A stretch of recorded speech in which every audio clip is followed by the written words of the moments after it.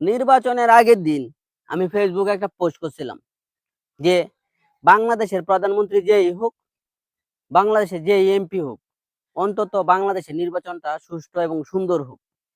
আপনারা বিভিন্ন সময় আওয়ামী লীগের নির্বাচন দেখছেন, বিগত সময়ে আওয়ামী লীগ নির্বাচন হয়েছে, তাদের নির্বাচনে তারাই মারামারি শুরু হয়েছে, তারাই দাঙ্গা হাঙ্গামা সহিংসতা শুরু হয়ে গেছে।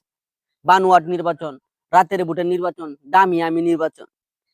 অন্তর্বর্তীকালীন সরকার দীর্ঘদিন ধরে বলতেছে যে এবারে নির্বাচন হবে ইতিহাসের সেরা নির্বাচন। আমরা ভাবছিলাম যে হয়তো না, যেমনটা বলতেছে তেমনটা হবে না, নির্বাচন হয়তো সমস্যা হবে, যা ঝামেলা তৈরি হবে। অন্তর্বর্তীকালীন সরকার বাংলাদেশ থেকে মব বিদায় করতে পারে না, আইন শৃঙ্খলা বাহিনীকে ঠিক করতে পারে নাই, চাঁদাবাজি দূর করতে পারে না, দুর্নীতির বিরুদ্ধে রুখে দাঁড়াতে পারে না। বিগত সময়গুলোতে এই ঘটনাগুলো ঘটছে। সংস্কার সংস্কারের নামে যেটা করছে সেটা হচ্ছে অল্প সংস্কার। এখন কথাটা হয়েছে যে অন্তর্বর্তীকালীন সরকার কোন জায়গায় সফল, অন্তত এই সরকারকে বলা যায় একটু নির্বাচনটার মধ্যে সফল। সে তার কথা খুব বেশি না রাখতে পারলেও 90% 80% দেখেছে। কারণ বিগত সময় নির্বাচনগুলো আমি আওয়ামী লীগের 3বারে যে নির্বাচন গেছে এগুলো আমি স্বচক্ষে দেখার সৌভাগ্য হয়েছে, দেখেছি। প্রত্যেকটা নির্বাচনেই সহিংসতা দাঙ্গা হাঙ্গামা চলমান ছিল। তো এবারের নির্বাচনে বাংলাদেশের প্রধানমন্ত্রী হলেন বেগম খালেদা জিয়ার ছেলে জনাব তারেক রহমান। এজন্য তারেক রহমানকে অভিনন্দন।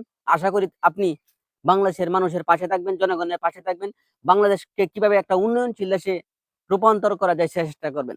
এই নির্বাচনে সেনাবাহিনীর অগ্রণী ভূমিকা ছিল। এই জন্য বাংলাদেশ সেনাবাহিনীর সকল সদস্যকে ধন্যবাদ। কারণ সেনাবাহিনী অ্যাক্টিভিটি ঠকে পড়ার মতো ছিল।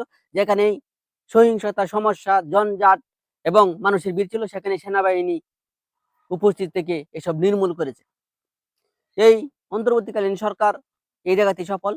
এবং বাংলাদেশের যে বুদ্ধিজীবী বা বুদ্ধিমান যারা আছে তারা কিন্তু বলতেছে যে হ্যাঁ, এই নির্বাচনটা অতীতের নির্বাচন থেকে সুষ্ঠু হয়েছে, সুন্দর হয়েছে। নির্বাচন পরবর্তী সময়ে বাংলাদেশে যে ঘটনাগুলো ঘটতেছে এগুলো দলগুলোর মন মানসিকতা পরিচয়, তাদের নিজস্ব চরিত্র। আমরা বলে আসছিলাম যে বাংলাদেশের নির্বাচন অন্তত সুষ্ঠু হোক, সুষ্ঠু হয়েছে। আমি নিজেই আতঙ্কে ছিলাম, ভয়ে ছিলাম যে কি জানি হয় নির্বাচনের দিন। আমাদের গরিপুরে এত সুন্দর নির্বাচন হবে, এত সুন্দর ভোট গ্রহণ হবে এবং নির্বাচন পরবর্তী সময়ে আশা করছিলাম কোনো সহিংসতা হবে। তো সেটা আর হয় নাই, সেটা ঘটে নাই। বাংলাদেশের বিভিন্ন প্রান্তে সামান্য বিচ্ছিন্ন সহিংসতা এবং সামান্য ঘটনা ঘটছে, এগুলো হয়ই। কারণ একটা চাঁদ সারা বিশ্বকে আলো দিতে পারে না, তেমনি নির্বাচন কমিশনও সারা বাংলাদেশের নিরাপত্তা দিতে পারবে না। টুকটাক সহিংসতা বা সামান্য ঘটনা ঘটবে। তো পরিশেষে বলা যায় বাংলাদেশে একটা সুন্দর নির্বাচন হয়েছে, গ্রহণযোগ্য নির্বাচন হয়েছে এবং জামাতও অতীতের চাইতে বেশি আসন পেয়েছে।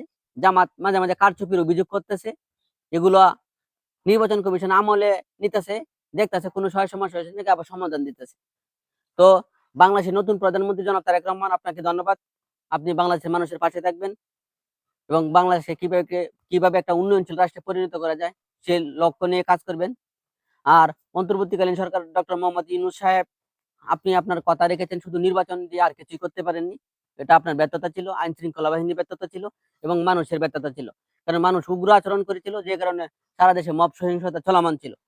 আমরা বাংলাদেশ নির্বাচন কমিশনকে ধন্যবাদ জানাই, অন্তর্বর্তীকালীন সরকারকে ধন্যবাদ জানাই। পরিশেষে বলতে চাই, সবাই ভালো থাকুন, সুস্থ থাকুন, বাংলাদেশ উন্নয়নশীল রাষ্ট্রে পরিণত হবে সেই আশা প্রত্যাশা ব্যক্ত করে আজকের ভিডিও এখানেই সমাপ্ত করছি। আল্লাহ হাফেজ।